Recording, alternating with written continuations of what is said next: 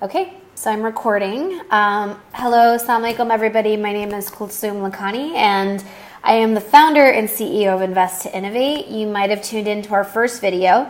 We currently have applications open for our Startup Accelerator program, which the applications close next Monday, July 31st. So you have a week to get things in. But today we are actually going to be talking to one of our past startups and a good friend of mine, Saim. So Saim, do you want to introduce yourself really quickly? Sure. Thanks, Kalsoom. My name is Saim, and I'm the founder of ProCheck. And at ProCheck, we work with pharmaceutical manufacturers to help protect their supply chain. And we do this by assigning unique codes to every medicine that is manufactured. And if you're a patient or an end user, you can just SMS the code on the medicine that's printed on the medicine to our number 8776. And in much the same way that a Jazz card helps you top up credit, sending this code helps you confirm that your drug is authentic. Mm-hmm. And why is that important? I mean, I think some of the stats for people that don't know are actually pretty shocking. So can you tell us a little bit about the problem that you were looking to solve? Absolutely. So yeah, I mean, in Pakistan, it's estimated that up to 30% of all medicines in the supply chain are actually counterfeit. This excludes medicines that are of substandard quality. So just the incredibly high incidences of counterfeiting are obviously a very grave public health concern. People who take these medicines often will develop resistance to standard first-line therapies. Obviously, they won't see the same results in their treatment. And in some cases, it can actually lead to patients losing their lives when it's like a life-saving medicine that turns out not to have any of the active potent ingredient inside it. So let's kind of backtrack a little bit. You were in Toronto, Canada, when you came up with this idea. So what inspired you to start what is now called ProCheck? It actually had a different name for a little while. Yeah, so when I was working in Toronto, one of the things I did want to do, I had a vague idea of kind of wanting to pursue something in the health tech space. But what I really kind of was noticing, around 2011, you might remember there was around 100 plus patients lost their lives in what was called the PIC crisis at the Punjab Institute of Cardiology. A lot of patients were prescribed, counterfeit medicine, and 100 plus patients lost their lives. So, it was a sobering sort of reality. And, with mobile technology becoming so ubiquitous, it was also something that could be solved with patient awareness and deploying the technology that we had developed. So I started working on the idea while I was in Toronto. We did our initial prototyping there, built the kind of beta version of the product while I was there. And then, one of the things I noticed was that there was really no way for me, an outsider, to kind of come to Pakistan and start my business, and I kind of needed a platform or a network to tie into, and that's actually how I discovered i2i. Mm-hmm. And so you actually, fun fact about Saim, he's from Lahore, but the first time back in Pakistan, moving back to Pakistan was the first day of our Accelerator program, right? Yeah, that's right. So I was, I remember you being very jet lagged. Yeah. Let's think back on the program, because Saim was actually part of our second cohort. So he was that was back in 2013 actually, 2013 and 2014. So it's been a while, but what were some of your, what was maybe your favorite story from being part of the program? And then I'm going to share my favorite story about you. All right. There were lots of things that were fairly interesting, but I guess just like more generally about the program, I think it was for me personally, it was a good transition back into the country, and I think it also, I was able to kind of land into a network of good people and great entrepreneurs.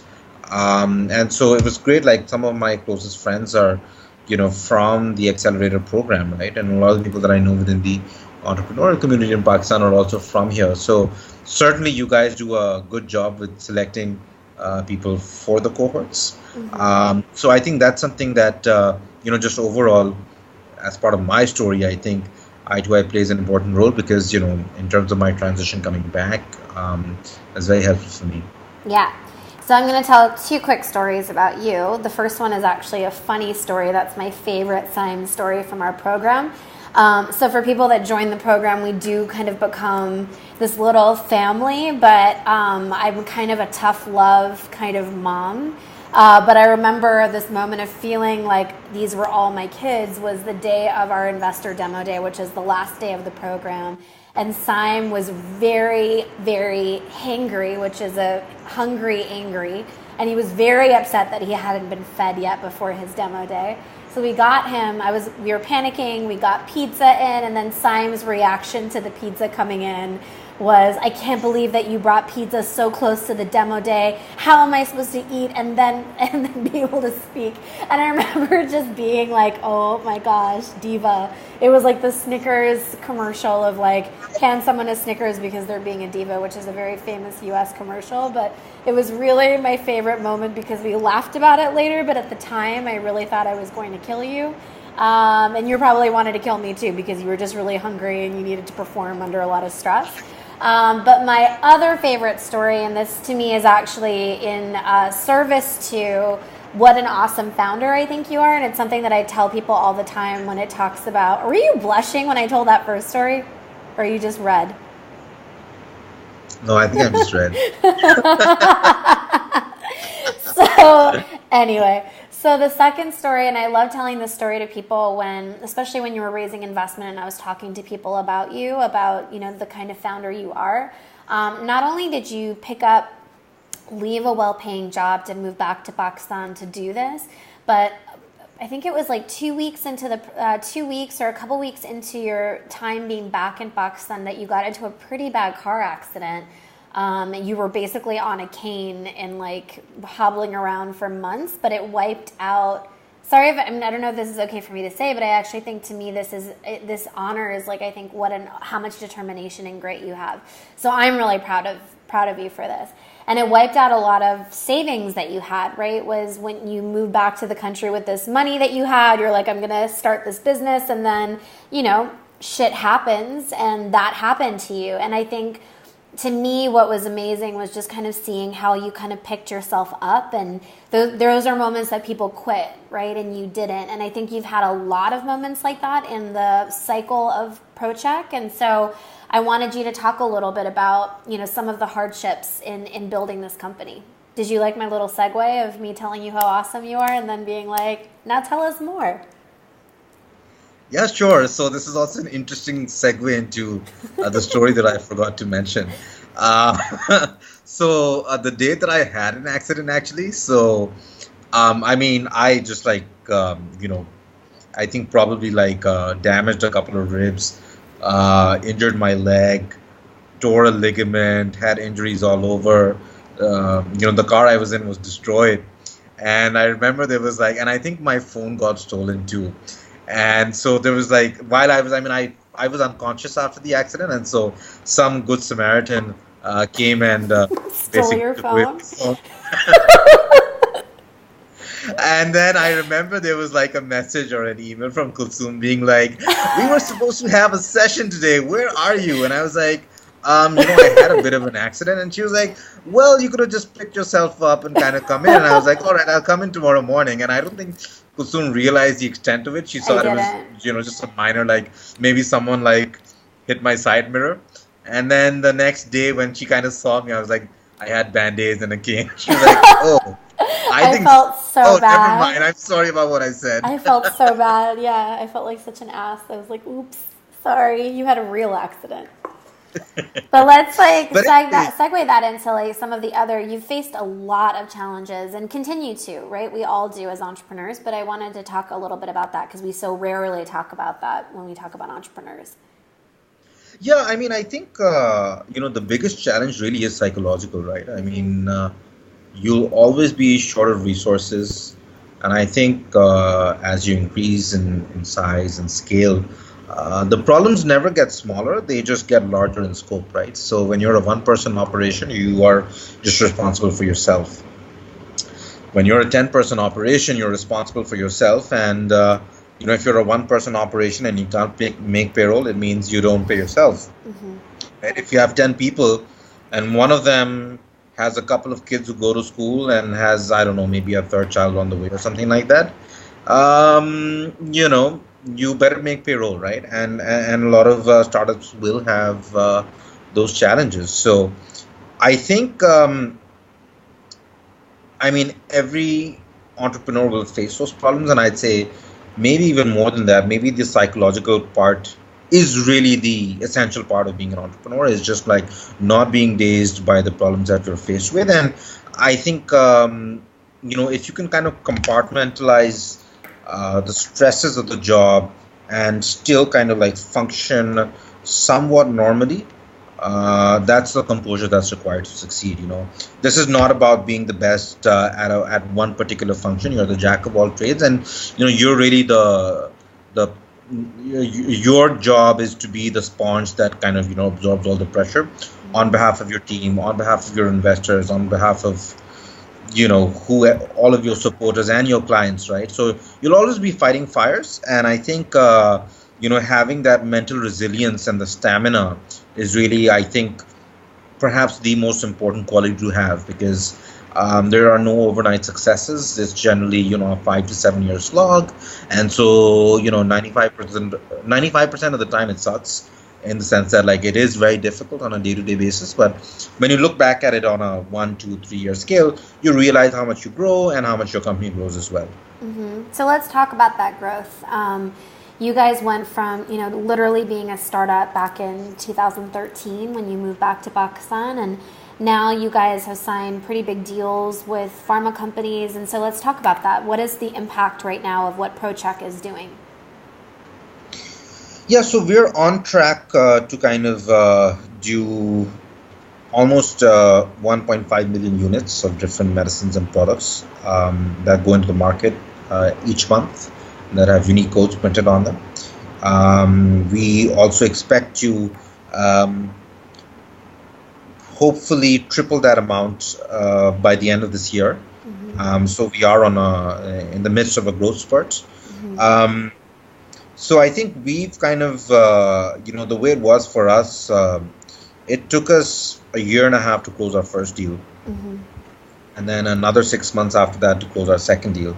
And so, one of the things that I've noticed is that, like, a lot of times, maybe 80% of the effort goes on the first breakthrough, and then 20% on the rest of the breakthroughs, right? So the first time for everything is harder, like the first time getting any financing, the first time getting a client, the first time doing the product, and so forth. So, when I look back, I'd say a lot of our firsts took quite some time, but then after that, it kind of gets good momentum going. Yeah, it's always harder to close that first person to take the chance on you, but then that's a good signal for other people too.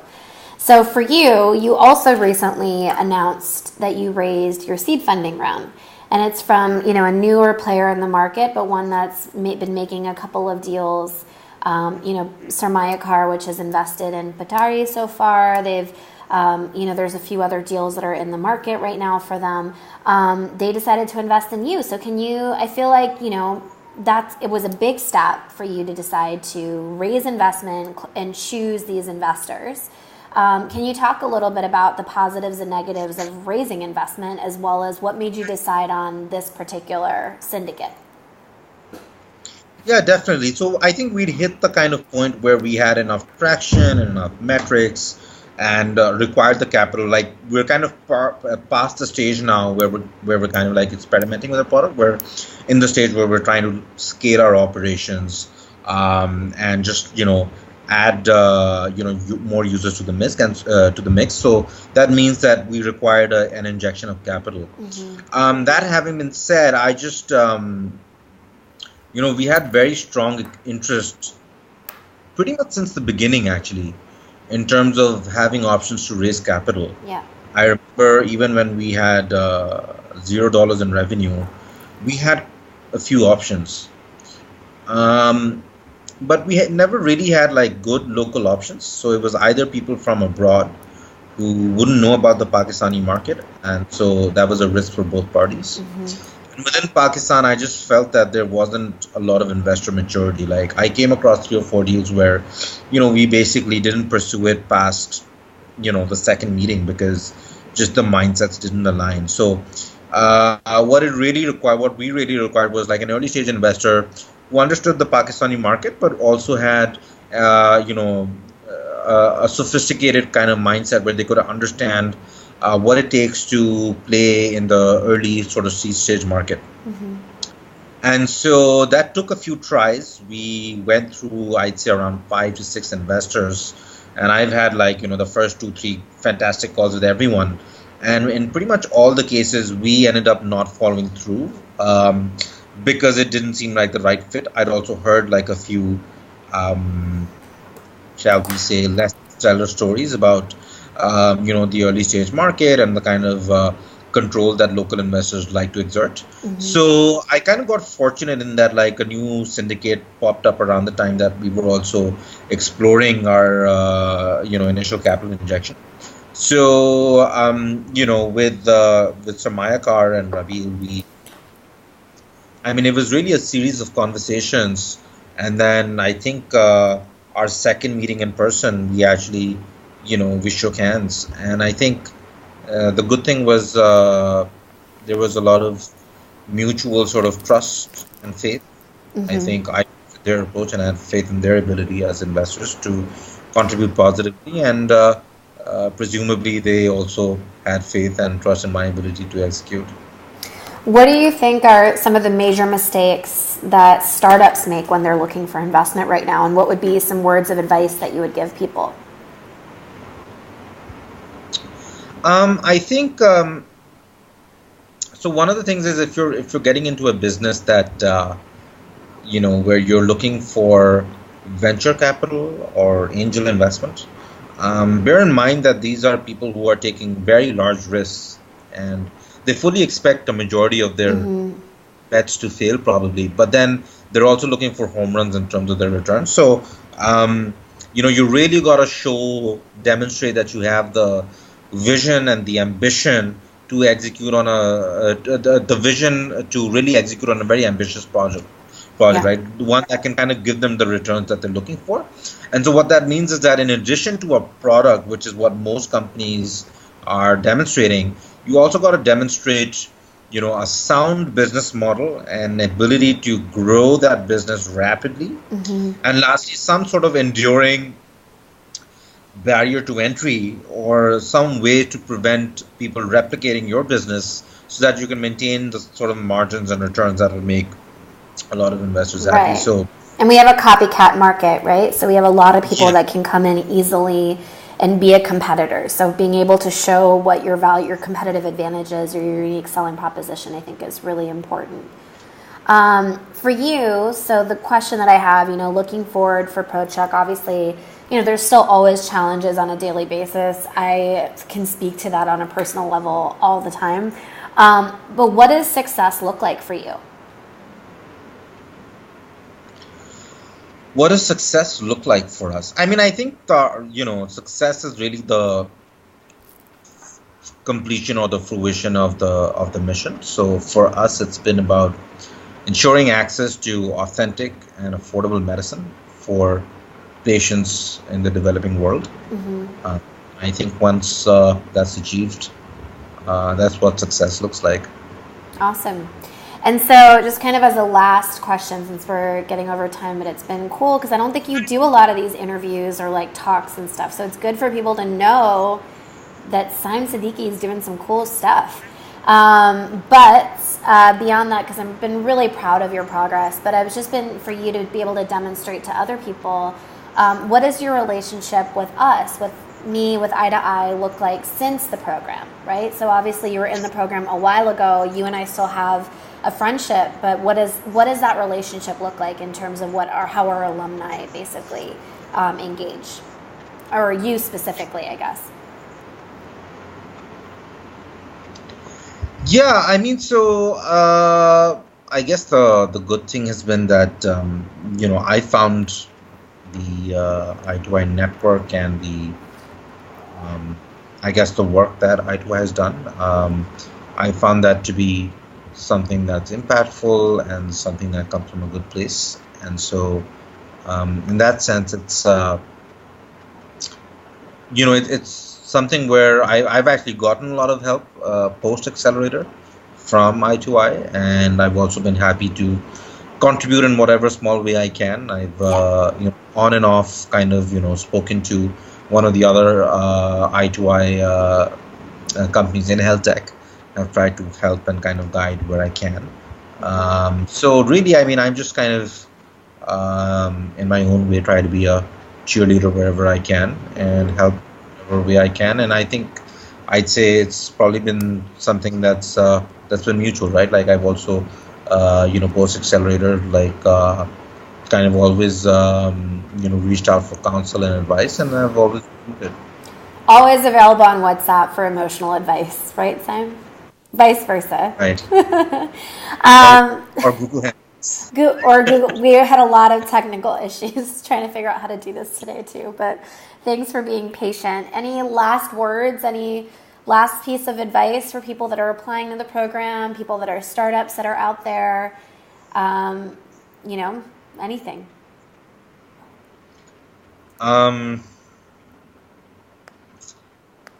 Take the plunge, and if you can, get yourself a co-founder.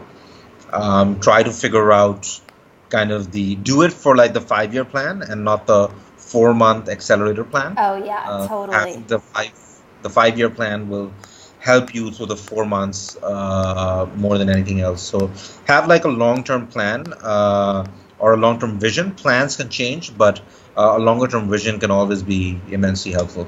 Yeah, and I mean, I think the reason I wanted to do a video with you today, besides the fact that I think Saim is probably one of the most undercover, like most people don't know what he's up to in a good way. Like he's so busy executing on his business that you're not reading about him in all the news articles, right? Which I always think is great. He doesn't have that type of rock star syndrome. Maybe just privately to himself, but not definitely out in the tech blogs and things like that. The reason I wanted to highlight you today is because I think you're someone who should be highlighted because you've really overcome a lot of obstacles to be where you are. But secondly, you're the kind of founder that we look for, right? So I wanted to demonstrate you in terms of exactly what you said. We're looking for people that have a vision about what they're trying to do, and not just someone that want to get into a program and be able to get their travel and accommodation and get to go to a fun retreat. We can tell that right away. So we're looking for people that really want to create major impact in the world. That's the story that we want to be a part of. So thanks, Saim, for being part of this today. And I appreciate all of your help and support with i2i over the last few years. And I'm excited about being part of your future story. So guys who are looking to apply to the program, we have 1 week left. Feel free to reach out to us if you have any questions. Feel free to reach out to Saim. I'm just going to give him, he's awesome, and you should know more about him because ProCheck.pk is amazing. It's .pk, right? Yep. Yes, right. Good plugging. All right. Thanks, Saim. All right. Thanks, Kalsoom. Bye. Bye.